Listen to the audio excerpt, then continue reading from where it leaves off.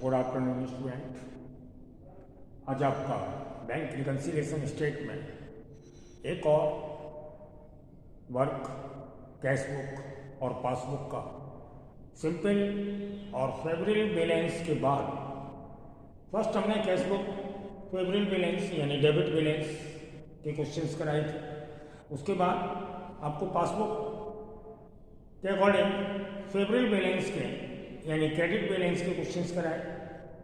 तो पहले हम चले थे क्वेश्चन नंबर फर्स्ट से, कैश बुक डेबिट बैलेंस। फिर पासबुक क्रेडिट बैलेंस के लिए हम बीच में कुछ गैप देकर क्वेश्चन नंबर 16 से हमने स्टार्ट किया था। अब हम आपके लिए क्वेश्चन नंबर 6 का आंसर कराएंगे जो रिलेटेड है अनफेवरेबल बैलेंस यानी ओवरड्राफ्ट बैलेंस। ये नेगेटिव बैलेंस होता है तो फर्स्ट तो आपको ऑलरेडी पहले से बताया जा चुका है कि ओवरड्राफ्ट क्या होता है। मैंने आपको बोला था surplus amount of the bank यानी बैंक का सरप्लस कस्टमर्स के या overdue by customer from the bank. कभी कस्टमर अपने डिपॉजिट अमाउंट से ओवरड्यू कर लेता है यानी किसी कस्टमर का डिपॉजिट है 1 लाख और वो विड्रू कर ले 1,20,000, तो जितना भी उसने ओवरड्यू किया जैसे 20,000 उसे हम ओवरड्राफ्ट के नाम से जानेंगे यानी वो नेगेटिव बैलेंस हो जाता है। जैसे नेगेटिव बैलेंस से मतलब कैश बुक जो हमारा डेबिट बैलेंस होता है सिंपल बैलेंस के रूप में या फेवरेल बैलेंस के रूप में कैश बुक का बैलेंस डेबिट बैलेंस माना जाता है। तो नेगेटिव से मतलब उसका बैलेंस क्रेडिट हो जाएगा और पासबुक जो क्रेडिट बैलेंस होता है उसका नेगेटिव बैलेंस डेबिट बैलेंस हो जाएगा। तो ओवरड्राफ्ट की कंडीशंस में कैश बुक क्रेडिट बैलेंस कहलाता है अनफेवरेबल बैलेंस यानी नेगेटिव बैलेंस, और passbook unfavourable balance means debit balance कहलाता है, means unfavourable balance debit balance. ये ओवरड्राफ्ट की कंडीशंस में होता है।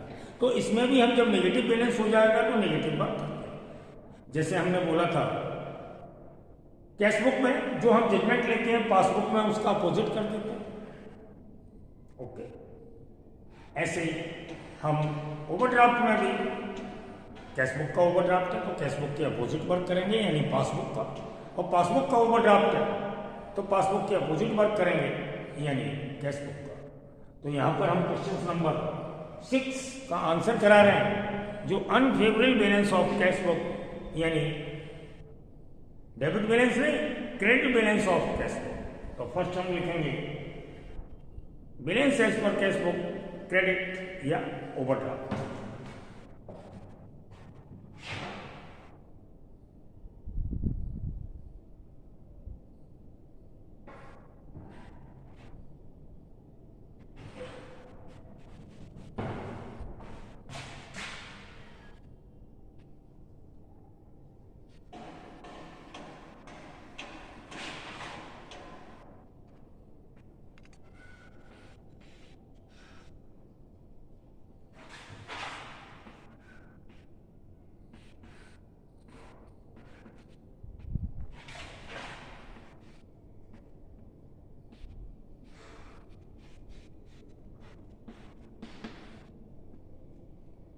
अनफेवरेबल से मतलब cash book always debit balance show करती है। ओवरड्राफ्ट की कंडीशंस में ये negative balance means credit balance हो जाता है और क्रेडिट बैलेंस किसका होता है पासबुक का। तो हम कैश बुक का वर्क करेंगे लेकिन जो प्लस माइनस करेंगे इसके अपोजिट यानी पासबुक टाइप वर्क करेंगे, जो प्लस होता है वो माइनस करेंगे और माइनस वाला प्लस करेंगे। जैसे हमने कोई भी ट्रांजेक्शन्स का वर्क अपने आप को जज किया प्लस मीन्स ऐड के लिए, तो इसका क्रेडिट बैलेंस है, पासबुक भी क्रेडिट होता है तो नेगेटिव वर्क करेंगे यानी प्लस वाला माइनस होगा, माइनस वाला प्लस होगा।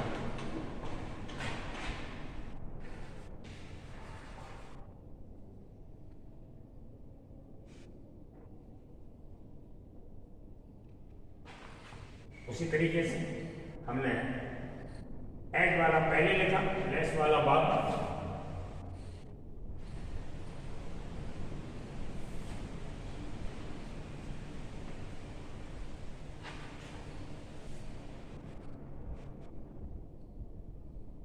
और ध्यान रहे इसमें हमें नेगेटिव वर्क करना है, यानी जो प्लस होगा उसको माइनस में लिखेंगे और जो माइनस होगा प्लस लिखेंगे, जैसे अब तक हम आपको पासबुक करा रहे थे।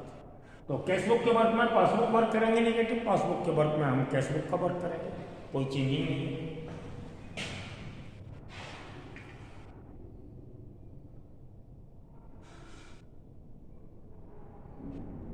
बैलेंस है हमारा 20,100।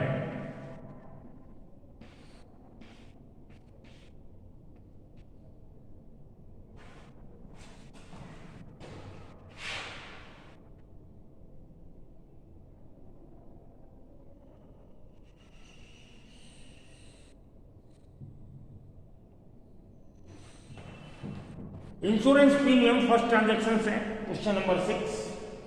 Insurance premium paid by bank 550 but not entered in cashbook. यानी बैंक ने इंश्योरेंस प्रीमियम का 550 पे कर दिया, जिसे कैशबुक में एंट्री नहीं की गई, कैशबुक में रिकॉर्ड नहीं किया गया। बैंक कुछ भी हमारा पे करता है, आपका बैंक बैलेंस माइनस हो जाता है। हमें अपनी कैशबुक को भी माइनस में करना होता है, क्योंकि उसे इंफॉर्मेशन नहीं होती, उसने ऑलरेडी माइनस नहीं किया। बैंक में जब कंपेयर करता है तो उसे मालूम पड़ता है बैंक ने इंश्योरेंस प्रीमियम दे दिया है, इसलिए हमारा बैंक बैलेंस माइनस हो गया, तो हमें कैशबुक भी माइनस करनी पड़ती है। ये हम नेगेटिव बैलेंस कवर कर रहे हैं, तो यहाँ पर हम उसको प्लस करेंगे।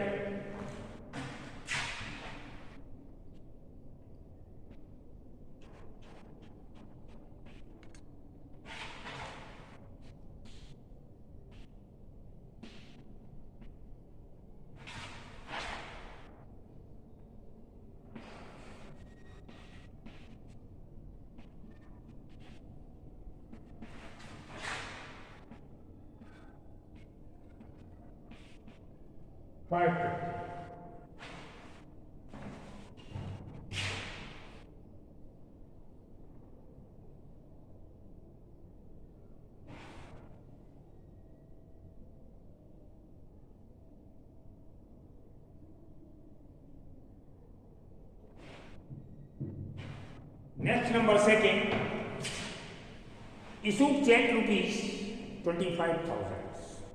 चेक इशू किए गए 25,000 रुपए के लिए, presented for the payments up to date rupees 18,500। यानी हमने इशू किए 25,000 रुपए के चेक, जिसमें से प्रेजेंट हुए बैंक में पेमेंट्स के लिए 18,500 रुपए के लिए, यानी 25,000 में से 18,500 के चेक बैंक में प्रेजेंट हुए। तो जो प्रेजेंट हो गए, जिसका कैश हो गया, उससे लेना देना नहीं।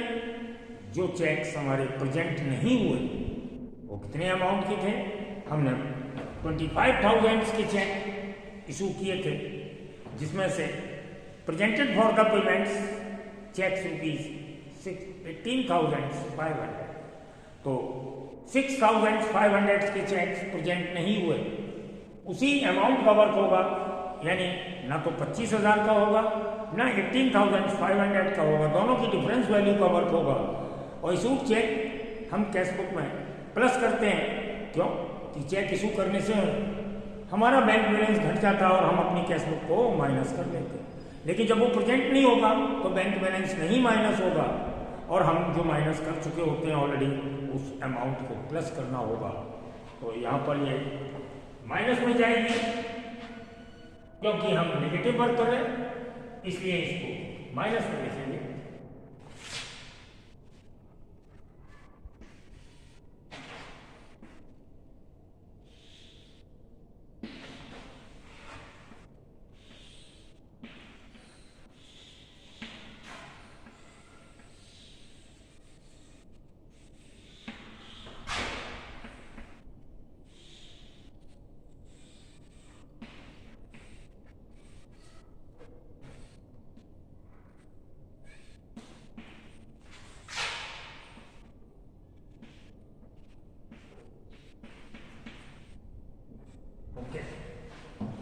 डिफरेंस वैल्यू का वर्क हमने माइनस किया,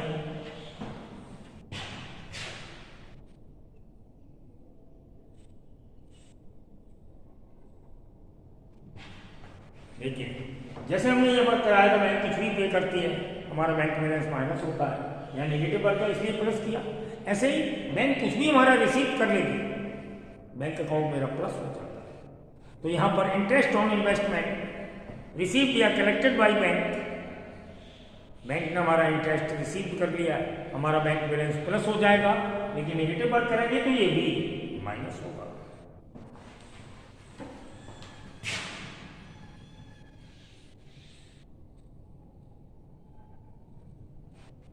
interest collected by bank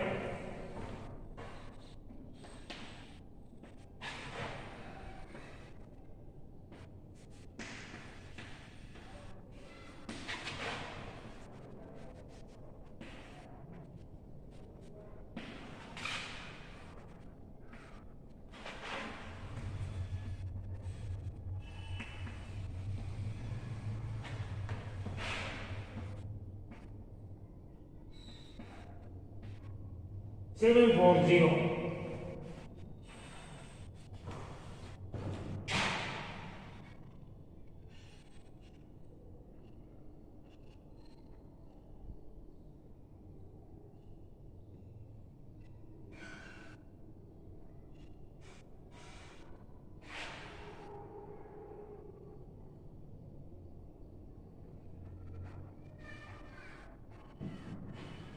next number से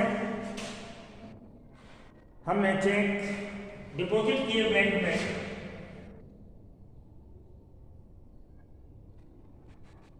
नेक्स्ट नंबर है for cheque deposit into bank ₹8,700 but cleared by bank cheques ₹7,000 up to date.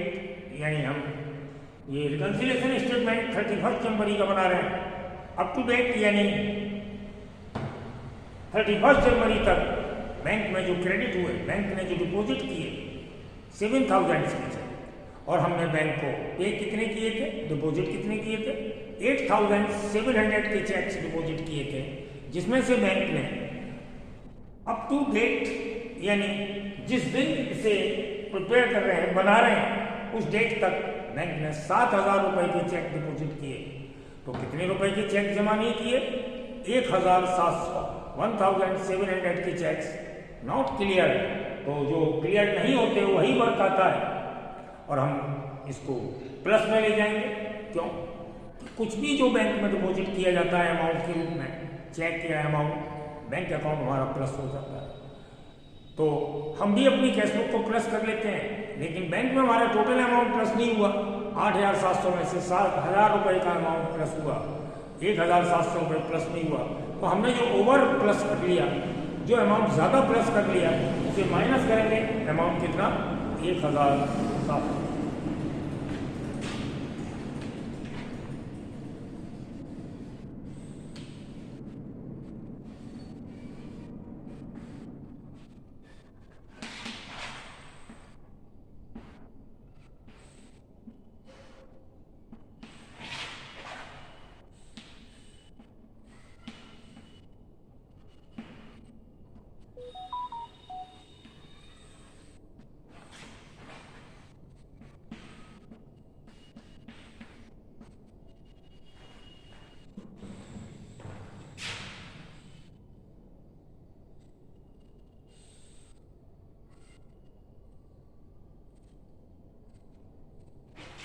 Last transaction है direct deposit by customer mister Sanjay ₹720। किसी customers ने हमारे bank account में directly deposit कर दिया। Businessman को इसकी कोई इंफॉर्मेशन नहीं है। जब बिजनेसमैन कंपेयर करने के लिए कैशबुक का पासबुक के अकॉर्डिंग जाता है, तब उसे मालूम पड़ा कि बैंक अकाउंट हमारा ओवर हो रहा है, यानी प्लस है, बैलेंस हमारा हमारे बैलेंस से ज़्यादा है। उसका रीज़न मालूम पड़ता है कि किसी कस्टमर ने हमारे बैंक अकाउंट में डायरेक्ट डिपॉजिट कर दिया है। हम भी अपनी कैशबुक में उसको प्लस कर लेंगे, बट ये नेगेटिव बैलेंस है, इसलिए इसको माइनस कर देंगे।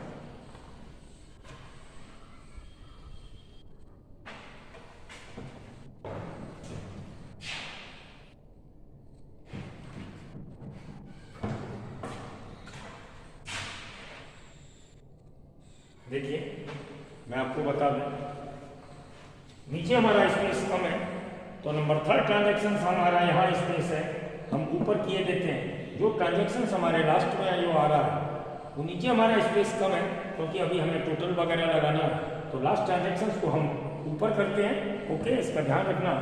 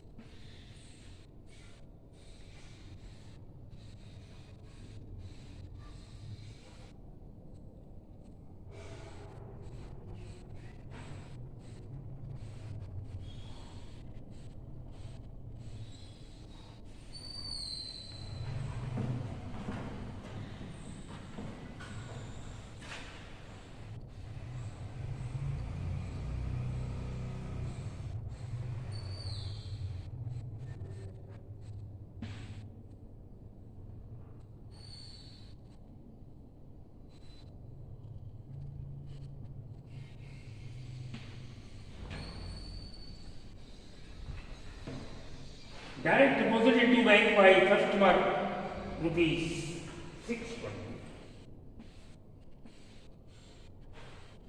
मैं ट्रांजेक्शन नंबर डाल दें,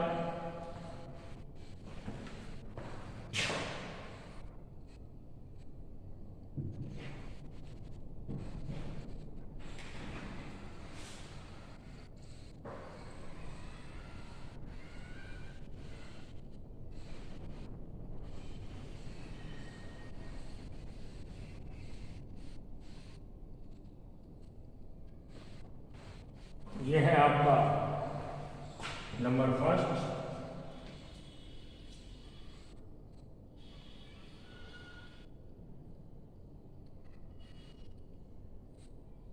और ये है आपका सेकेंड।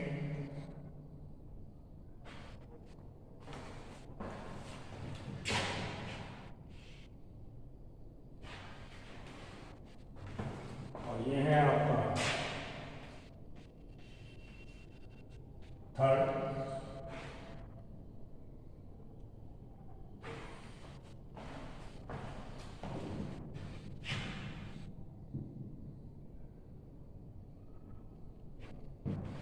और ये है आपका नंबर फोर्थ। और ये आ जाएगा नंबर आपका फिफ्थ। ठीक है, मैंने सभी ट्रांजेक्शन बुक के अकॉर्डिंग, ये फर्स्ट है, सेकंड आपका ये है, थर्ड आपका ये है, फोर्थ आपका ये, और लेस में फिफ्थ वाला जो नीचे आना चाहिए था मैंने इसे ऊपर ले लिया क्योंकि नीचे स्पेस नहीं था। अब हम टोटल लगा के आंसर निकालेंगे।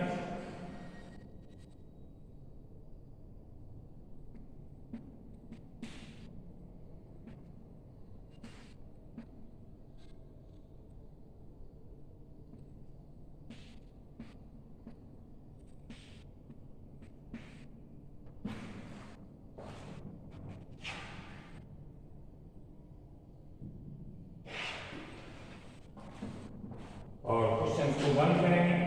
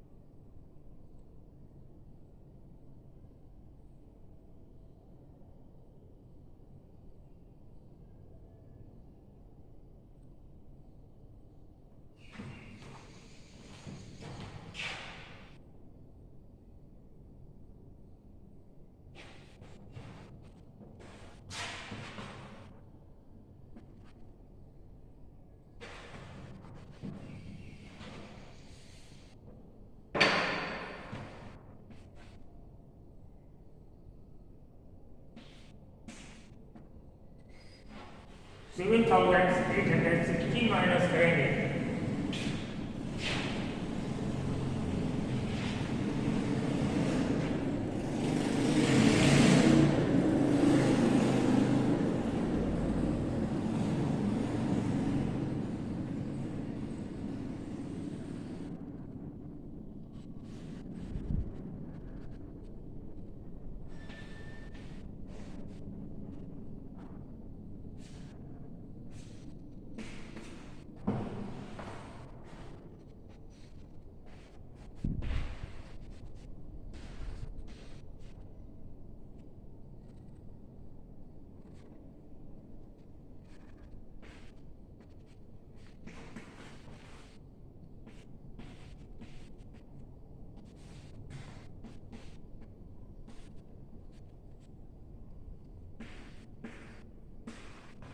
और इसको लिख देंगे balance as per passbook debit या ओवरड्राफ्ट ऑन सर 14,490। ओके, आपका वर्क यहीं पर एंड करेंगे।